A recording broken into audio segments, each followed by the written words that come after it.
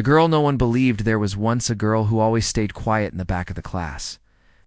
She wasn't the kind of girl who stood out or grabbed attention. In fact, most people barely noticed her. But when she was alone, she had one thing that made her heart beat faster at the piano.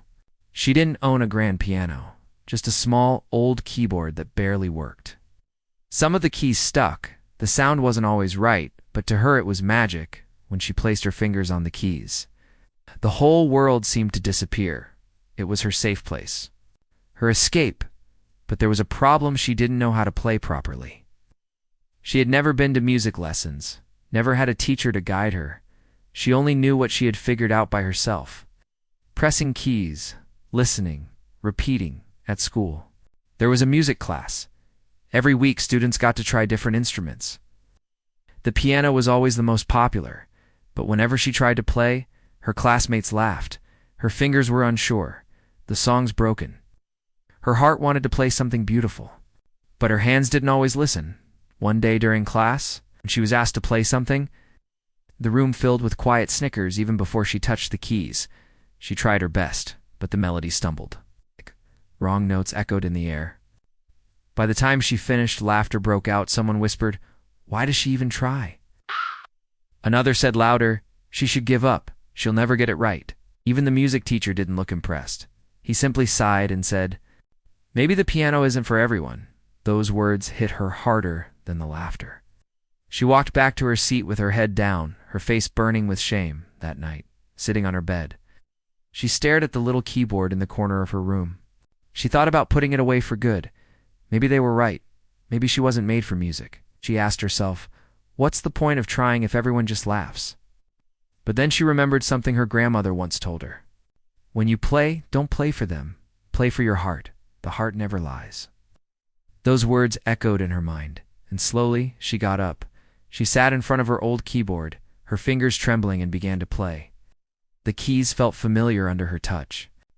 Like old friends who never judged her, she played softly, and the melody wasn't perfect. But it felt real. She wasn't playing for applause, not for approval, but for herself. Every wrong note was just a step closer to getting it right that night. She made herself a quiet promise. She would keep playing, keep practicing. Even if no one believed in her, even if the world laughed, she would play for the only person who truly mattered, herself. Yes. Day after day, after finishing her homework, she practiced. She didn't have fancy lessons, but she found videos online, watched carefully, and mimicked the movements of skilled pianists. She borrowed music books from the library. She couldn't read music well, but she tried. She listened to songs again and again. Figuring out the notes by ear slowly, something started to change. Her fingers moved more confidently, the melody smoother. She still wasn't perfect, but now, when she played alone, the sound carried a little more beauty, a little more soul. But at school, no one knew. To them, she was still the girl who played wrong notes and made people laugh sometimes. She wondered if she would ever get a chance to show them the new music inside her. But she stayed silent, kept practicing in her small room. Under the dim light, with headphones on so no one would hear. She didn't need them to hear. She wasn't ready yet. But one day, she told herself. One day they would hear, and they wouldn't laugh this time, because the girl no one believed in was becoming someone else. Someone stronger. Someone more determined. Someone who knew that every wrong note was just a lesson, not the end. Her dreams stayed alive. Quiet but burning, all she needed was one chance to prove herself. Just one stage, just one piano that worked the way it should. She didn't know when that moment would come, but she knew one thing: when it did, she would be ready. She would make them listen, not with pride, but with music so honest that even the loudest voices would fall silent. And that thought made her fingers dance a little faster on the keys. The girl they laughed at was still here, still playing, still dreaming, because deep down, she knew every great melody begins with a note no one hears at first. Oh. The laughter from that music class stayed with her longer than she wanted. She could still hear it in her head whenever she looked at her little keyboard. Even though days had passed, the sting felt fresh. Every time she remembered the music teacher's disappointed face, her chest tightened. She tried to shake it off. to tell herself that it didn't matter, but it did. One evening, she sat at her small desk pretending to do homework. But her eyes kept drifting to the corner of the room where the keyboard rested. For the first time, the sight of it didn't bring her comfort, it brought her shame. What if they're right? She thought, what if I'm wasting my time? She got up slowly, crossed the room, and placed her hand on the keyboard. The once familiar keys now felt cold and distant. She thought about putting it away. Maybe she should store it in the closet, let it gather dust. After all, what was the point of trying if every attempt just ended in humiliation? She sighed, ready to pack it up, when her grandmother's voice echoed in her mind. Don't play for them, play for your heart. Those words stopped her. She sat down on the edge of her bed, staring at the keyboard. She remembered the first time she touched a piano in her school's music room. How her heart had fluttered with excitement. She hadn't cared about wrong notes then. She only cared about the feeling, the joy of creating sound from nothing. She missed that feeling. But then, another memory pushed through her classmates laughing. The teacher's cold eyes, the whispering, the mockery. She shook her head, torn between two voices, one urging her to quit, the other begging her to try one more time. Just then, her grandmother stepped into her room. Noticing her troubled face, "What's wrong?" she asked gently, sitting beside her. The girl hesitated, then whispered, "I think I'm not good enough. Everyone says I should stop. They laugh at me. Even the teacher doesn't believe I can play." Her grandmother took her hand and squeezed it softly. "Let me tell you something," she said. "There will always be people who laugh when they don't understand. But their laughter doesn't decide who you are." She looked at the keyboard and continued, "If playing makes you happy, that's all that matters. Play for that happiness, not for their approval." Those words settled deep inside her. Her grandmother smiled and added, "Every great musician was once a beginner who sounded terrible. But they kept going. That's the secret, child. Keep going." That night, she sat in front of her keyboard again. She didn't press any keys at first, just ran her fingers lightly over them, feeling their texture. She whispered to herself, "Just one more time. Play for your heart," she began slowly. Playing the same melody she always tried. It wasn't perfect. The notes still stumbled. But she kept going.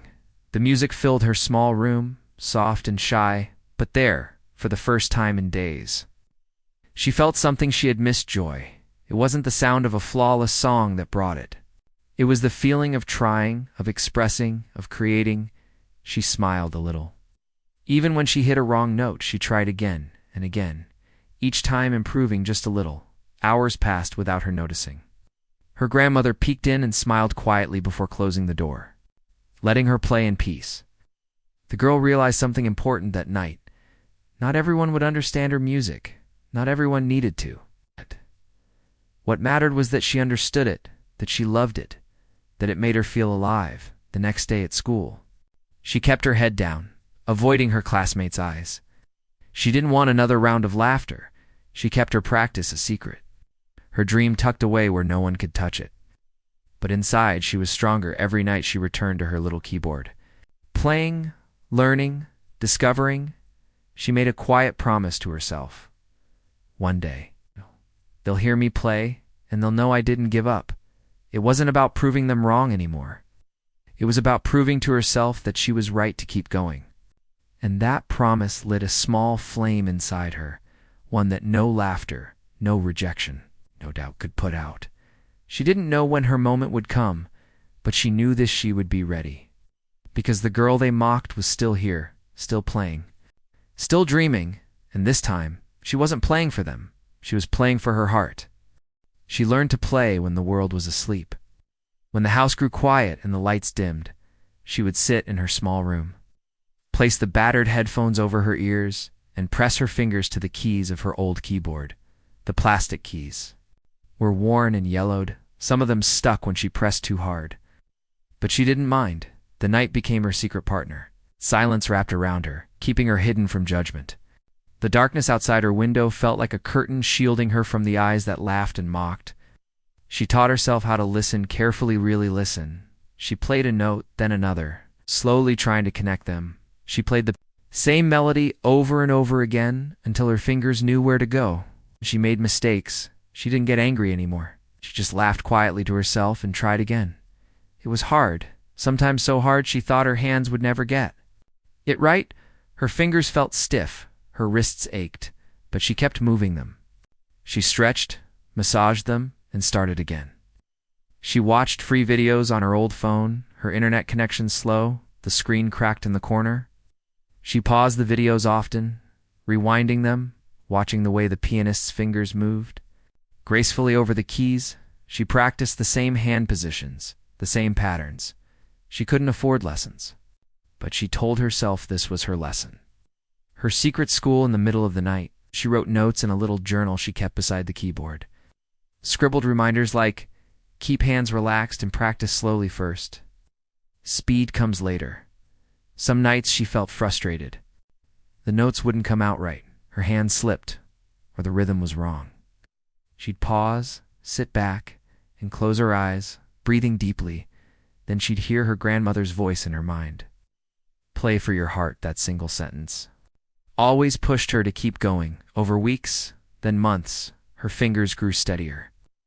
They remembered the keys like an old friend remembers a familiar path. The sounds that once came out clunky and awkward began to form into real music. She experimented, combining sounds, trying new melodies.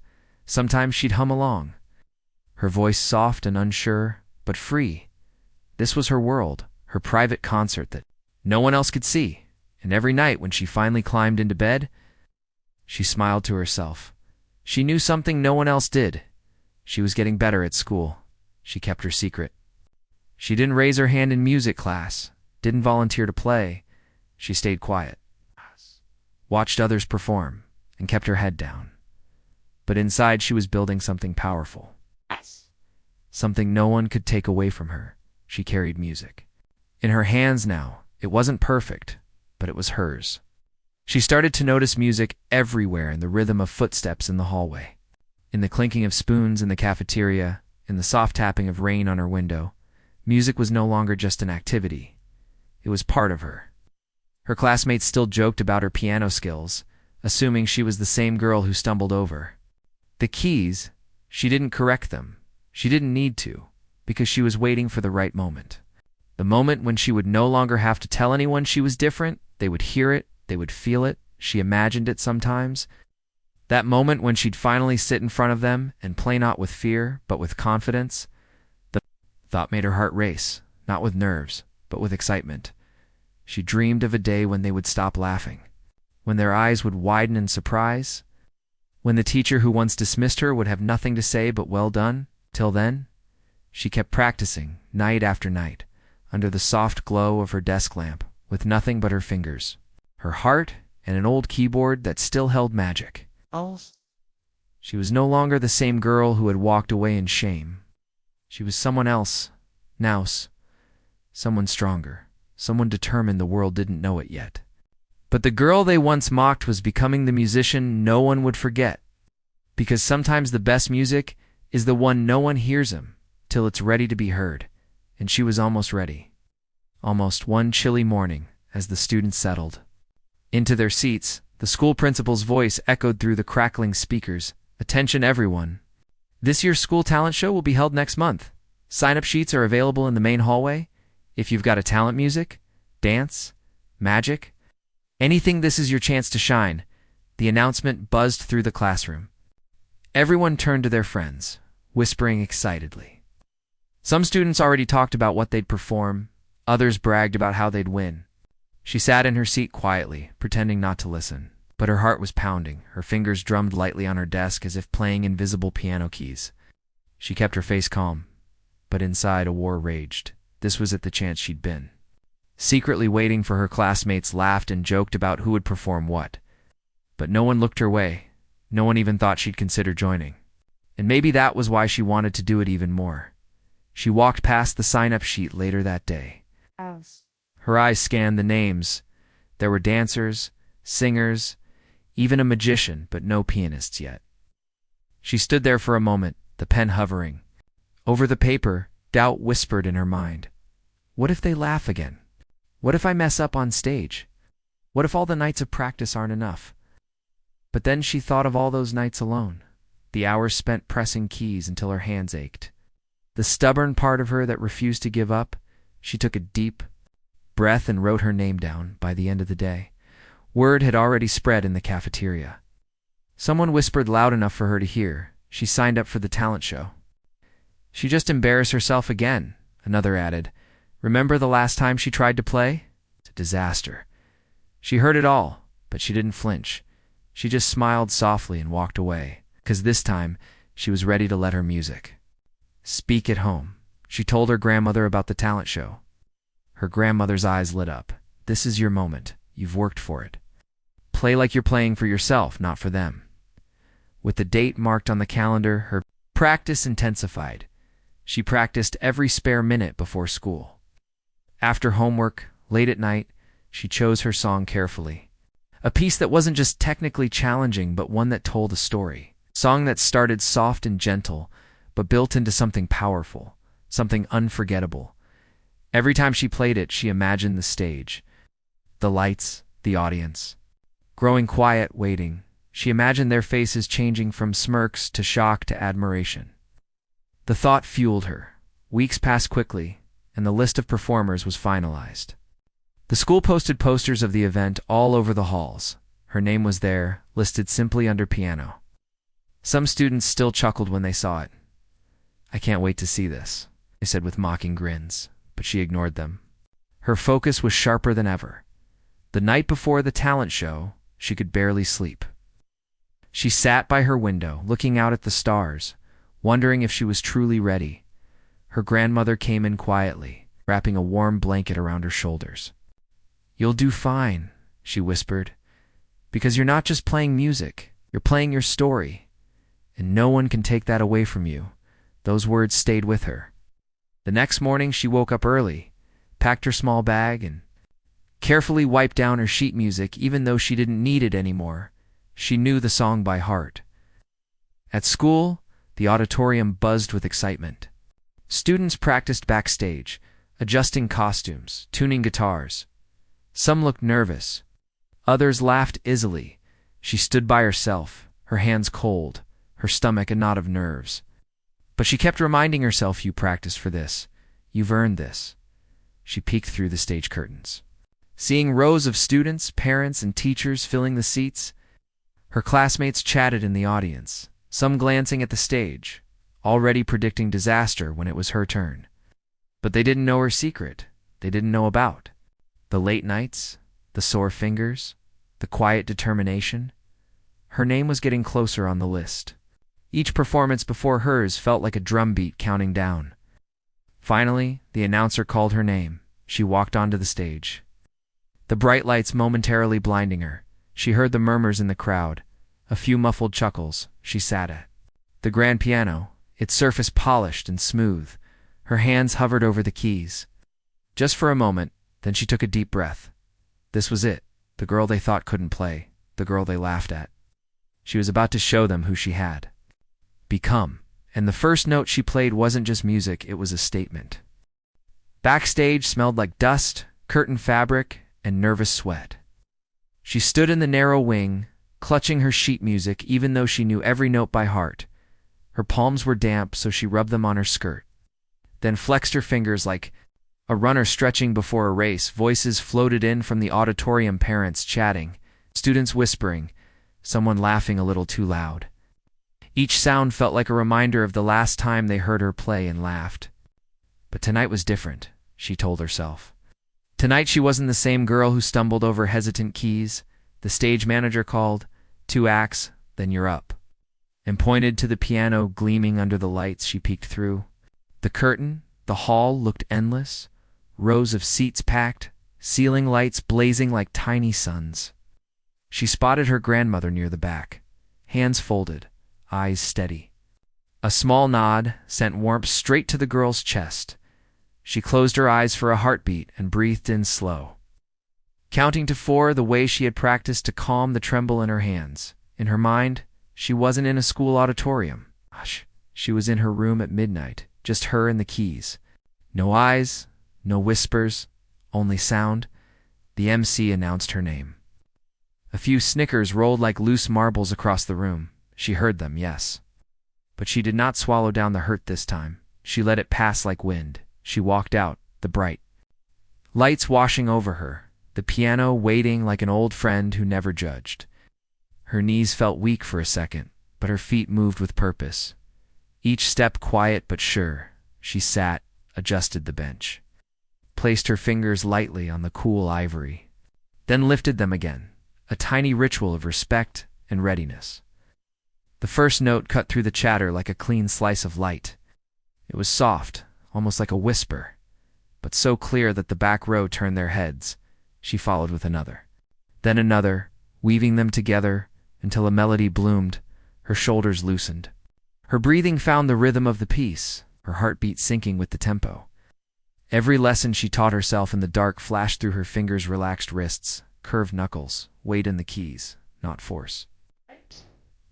She built the song slowly, letting it rise like dawn, gentle but unstoppable. The hush in the room spread, row by row, as if the melody carried quiet inside it. No one laughed now, no one shifted in their seats. Even the restless kids sat still. Eyes wide at the crescendo, her hands flew, not wild, but controlled, each run clean, each chord full. She wasn't thinking anymore. She was inside the music, inside the story she had practiced night after night. She hit a tricky passage that used to scare her, the one that made her stumble weeks ago. But her fingers glided through it, confident, trusting the hours she had poured into it. Her face stayed calm, but inside a spark of joy burst. She knew she had nailed it. She leaned into the final section, pouring in all the feelings that had pushed her to keep going. Shame, doubt, hope, fire. The music swelled, then softened, like a storm passing and leaving. A clear sky behind. She let the last chord hang, her fingers pressing down steady, then slowly lifting as the sound faded into the rafters. For a heartbeat, nothing moved, nothing breathed, only the echo of her final note floating somewhere near the ceiling. She kept her head bowed, not out of fear, but to savor that stillness, that sacred pause between sound and response. In that pause, she felt everything, every sneer she had endured, every midnight practice, every whispered promise to herself. The silence didn't scare her this time. It honored her. Wrapped around her like a soft coat after cold rain, she lifted her gaze, eyes scanning the room, lights blurring the faces, but not the feeling. Her hands slid off the keys, resting in her lap, steady now, no tremor left. She heard a single gasp.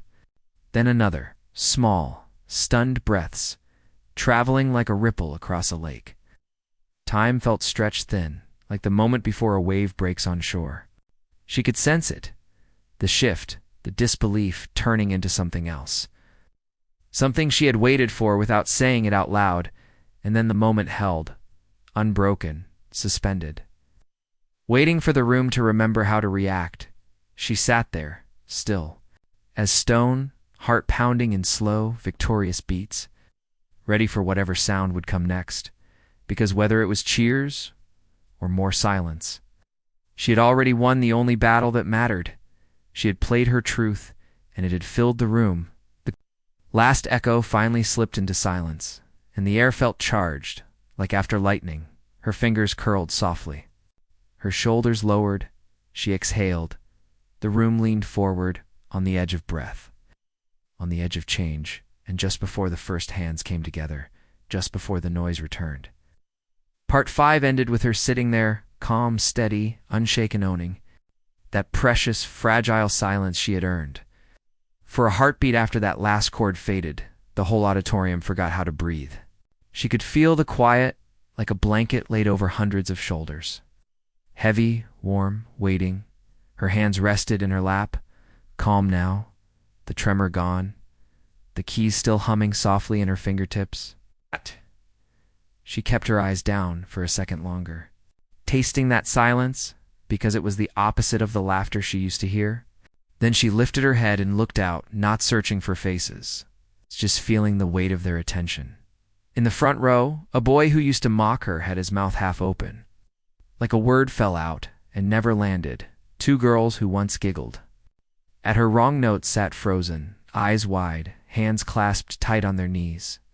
The teacher, who once sighed at her effort, leaned forward, elbows on his thighs, glasses tilted, eyes shining in a way she had never seen before. Even the principal, usually distracted by schedules and announcements, sat tall and still, as if he had been caught off guard by his own surprise. Her grandmother pressed a hand to her chest, a small smile curving through the lines of her face. A tear glittering but not falling, someone dropped a program in the aisle. The soft flutter of paper echoing louder than any whisper, and in that tiny sound, the spell broke. Clap. One pair of hands, then another, then 100, then all of them. Crashing together like rain on a roof after a dry summer, the applause rose fast, sharp, then fuller, until it felt like the floor itself was vibrating. Students stood up, chairs scraping back. Parents shouted words she couldn't hear over the roar. Someone whistled, high and bright. Someone else yelled bravo. Even if they had never said that word in their life, she stood slowly, gave a small bow, then another when the clapping didn't stop. Her cheeks burned, but not from shame this time, from heat that comes when a dream touches real air. She looked at the piano once more, ran her fingers lightly across its edge. A thank you whispered without sound backstage. The stage manager waved at her to step off. But the crowd would not let her leave so fast. They kept clapping, demanding one more moment. She laughed softly, the sound lost in the noise, and bowed again, deeper, her hair falling forward like a curtain when she finally walked off. The applause followed her into the wings, a wave that chased her until the heavy curtain cut it off. Back there, the hallway felt narrow, stuffed with performers and props. But everyone cleared a path for her. A dancer reached out and squeezed her shoulder, eyes shining. That was unreal, she whispered. A singer who once ignored her gave her a quick hug before darting away. Cheeks flushed, even the magician, still in half costume, tipped his hat with a grin. You just did real magic, he said, and meant it. She leaned against the wall for a second, letting her heart beat slow, letting air return to her lungs. Her grandmother hurried in, wrapping her in the kind of hug that says everything without a single word. You played for your heart, the older woman whispered, voice thick, and they finally heard it. The girl nodded, resting her forehead on her grandmother's shoulder. Breathing in the scent of fabric softener and peppermint candy, the smell of home, the teacher approached next, awkward, his hands stuffed in his pockets like he didn't know what to do with them. I misjudged you, he said quietly. No lecture hidden behind the words, only honesty. I am proud of what you just did. She didn't gloat, didn't turn his old words against him. She just smiled and said, thank you, because that was enough. He nodded once, cleared his throat, and walked away, wiping at his glasses again. Outside the dressing area, her classmates crowded around. Questions flying. How long did you practice? Was that really you? Can you teach me that run you did? For years they had talked over her. Now they talked to her. She answered softly, not showing off, not rubbing in her victory. Just sharing, just being, because this moment wasn't about revenge. It was about growth. It was about proving to herself that she had been right to keep going when it made no sense. The principal stepped in with a camera crew from the school media club. Can we interview you for the school page? He asked, voice buzzing with excitement. She laughed nervously, tucked a strand of hair behind her ear, and nodded. Under the bright lens, she said what she had learned the hard way. Sometimes you have to practice in silence so that one day your music can speak for you. The media club kid lowered the camera slowly, eyebrows lifted, as if he knew he had just caught a quote people would remember when the show ended and families spilled into the parking lot. Strangers stopped her to say how moved they were. A little girl tugged at her sleeve, eyes big with hope. I want to play like you, she said, hugging a cheap plastic toy piano. The girl knelt down, smiled, and whispered, You already can. Just start, even if it sounds messy. The child grinned, and somewhere inside, the older girl felt a circle start to close. On the ride home, the night outside the window looked different. The streetlights softer, the shadows kinder. Her grandmother held her hand, thumb brushing gently over the knuckles that had pressed so many keys. No words were needed. The quiet between them was warm and full. At home, She set her sheet music on the desk. But she didn't pack it away or frame it like a trophy. She placed it beside the old keyboard, the one with sticking keys, because that was where the real work lived before sleep. She sat one more time at that little keyboard, hands hovering, not to practice, but to say thank you. She played a soft lullaby she made up on the spot, simple and pure, a gift to the night that had kept her secret. When she climbed into bed, the applause still echoed in her ears, but it was softer now, like distant waves. What stayed louder was the silence before it that proved that her music had reached them, held them, changed something inside them. She smiled in the dark eyes, closing slowly, heart light, mind calm. Tomorrow, she knew, people would look at her differently. But she also knew something else, deeper and truer. She would look at herself differently too. Because the room didn't just fall silent tonight, it listened, and that was all she ever wanted. The next morning she walked through the school doors and the hallway felt different. People who once turned away now tilted their heads and smiled first. A boy who used to mimic her wrong notes lifted a hand in a shy wave. Two girls from music class whispered to each other, then rushed over with wide eyes and soft voices. "Can you show us how you moved your left hand in that fast part?" they asked, almost tripping over their words. She laughed gently and said yes, because sharing felt better than shutting them out. By lunchtime, her table, once quiet and half empty, had a crowd around it. They didn't come to gossip. They came to listen, to ask, to learn. She answered everything in simple words, just like she had taught herself in the dark. No fancy terms, just feelings, fingers, and patience. After school, the music teacher stopped her at the doorway. His face softer than she had ever seen, eyed. "Like you to play at the spring concert," he said. "Not as a test, but as an honor," he added quietly. "And if you're willing, maybe you could help me run a small workshop for beginners." She nodded, a warm rush filling her chest, because he wasn't just correcting a mistake. He was offering her a place. He handed her a set of clean sheet pages and said, "Write what you want them to practice for the first time." Her ideas would guide the lesson, not just her hands on the keys. News traveled fast beyond the school, too. The video the media club posted racked up views, comments popping up from parents and kids she didn't even know. Someone wrote, "My daughter was scared to try piano. Now she wants to start tonight," another said. "Thank you for proving that talent can grow anywhere." She read every line, not to feed her ego, but to remind herself why she kept playing. This was bigger than applause, bigger than proving anyone wrong. It was about carving a path others could see and say, "I can do that too." That weekend, the principal called her and asked if she would perform at a town fundraiser. She hesitated for a heartbeat, then agreed, making one request. "I want a small keyboard set up in the lobby so kids can touch the keys before they walk in." At the event, she watched little hands tap timid notes, faces lighting up when sound answered back. She bent down beside them, guiding a finger here, a thumb there. No pressure, just play. Parents thanked her, but she kept saying the same thing. Let them explore. The love comes first. Back home, her grandmother brewed tea and sat with her at the kitchen table.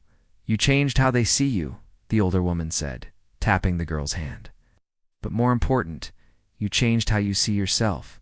She nodded, feeling that truth settle like a steady beat inside her ribs. She was no longer the girl who waited for permission to dream. She gave herself permission, and now others asked her to open doors for them too. Monday brought a new rhythm instead of hiding in the corner of the music room. She sat at the front piano before class started. A few students gathered around, unsure at first, then braver, as she scooted over and said, "Try this chord." When they missed, she didn't laugh. She smiled and said, again, slower, the same way she had coached herself. The room, once filled with whispers that cut, was now filled with notes that grew. Every wrong note felt like a seed instead of a bruise. Even the halls outside the music room changed. Flyers went up for a lunch break piano circle. An idea she suggested to the teacher: bring your sandwich, bring your fear, leave with a song. The paper read, handwritten in her neat, careful letters. Students came, some brave enough to press a single key, others playing small tunes they had hiding in their pockets. She listened to them all, clapping softly, guiding lightly, never taking over their moment. Respect flowed both ways now. From them to her, and from her back to them. At night, she still returned to her old keyboard, the one with the stubborn keys. Fame at school didn't change the ritual that built her. She played new pieces, harder ones, but she also returned to the simple songs that kept her going when she wanted. To quit, each note reminded her to stay humble, to remember the girl who cried in silence but played anyway. The applause might fade someday, but the music in her hands would stay if she kept feeding it one afternoon. She found a folded letter in her locker, no name signed, just messy handwriting. I laughed at you before, I'm sorry. I was jealous that you kept trying when I quit. It read. She held the note gently, her heart tight and soft at the same time. She wrote a reply and slid it through the locker vents. It's never too late to start again. Respect wasn't just about people cheering you. It was about forgiving, healing, and making room for others to grow. The talent show trophy sat on her dresser, small and shiny, but she didn't stare at it much. Her real prize was the way the hallway quieted when she played, not out of fear, but out of attention. Her real win was the teacher asking for her help, the little kids reaching for keys, the classmates who said, "Teach me." She understood now that respect earned through honesty lasts longer than hype earned through luck. And she had built hers note by note, night after night, when nobody watched. As the sun dipped behind the houses one evening, she opened her window and let the cool air in. She played a soft tune that floated outside. Drifting over fences and sidewalks, somewhere a neighbor paused. Listening, not knowing the story, only feeling the sound, she smiled because that was enough.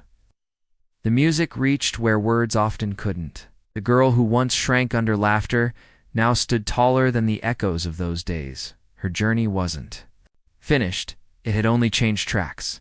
Tomorrow, there would be new fears, new stages, new mistakes. But now she had something she never had before, something priceless.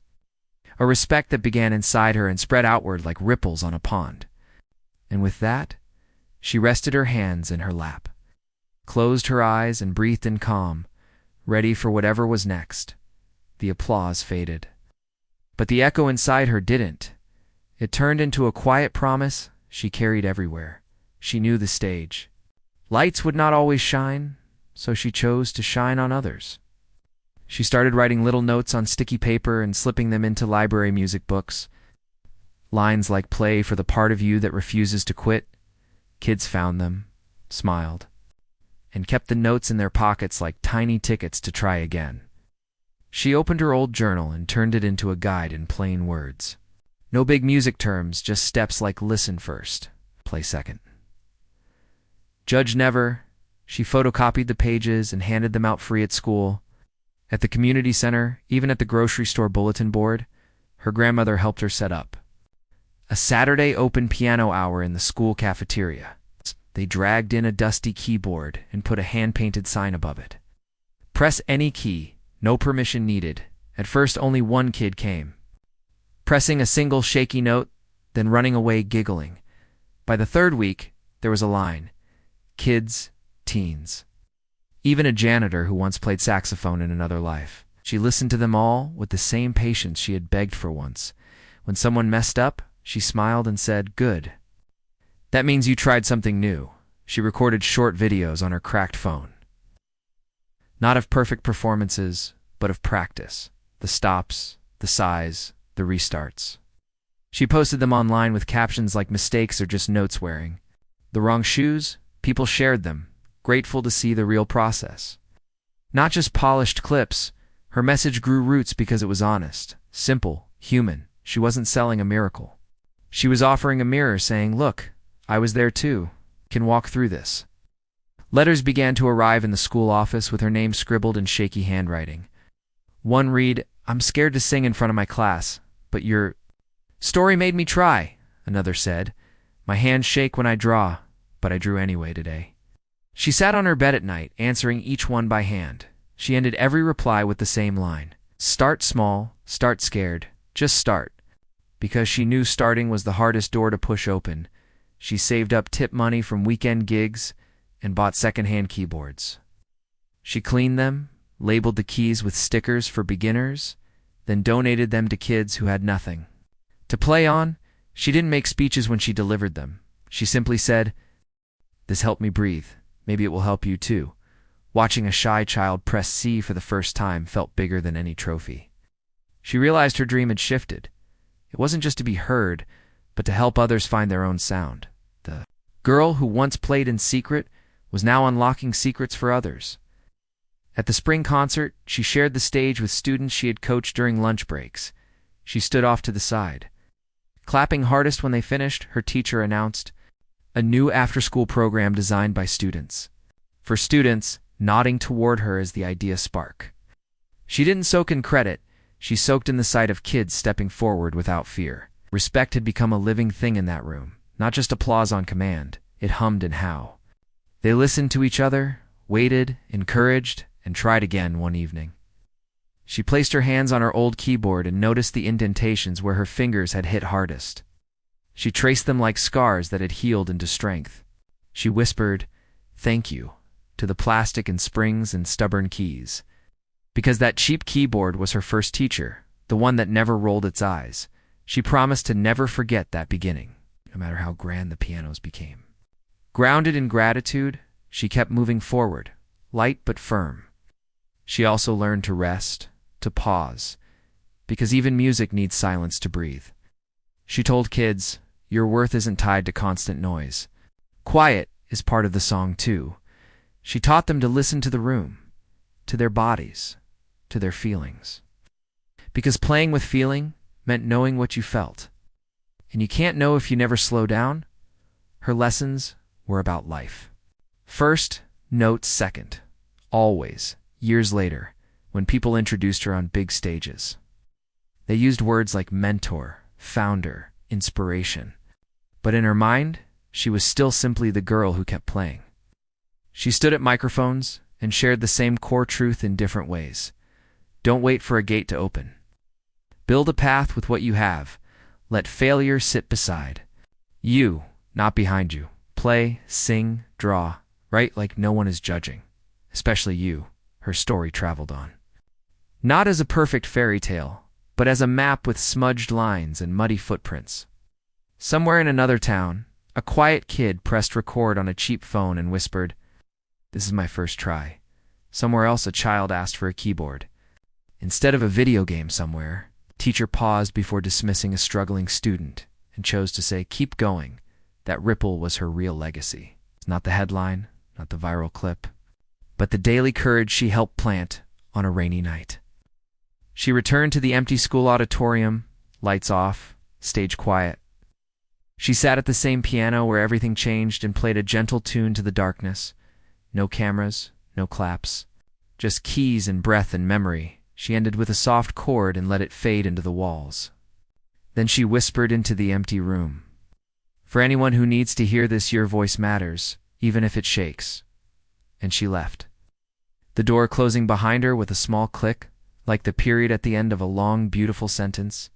Except, she never used periods. She preferred commas, because to her, the story never truly ends. It just pauses, waits, and starts again in someone else's hands.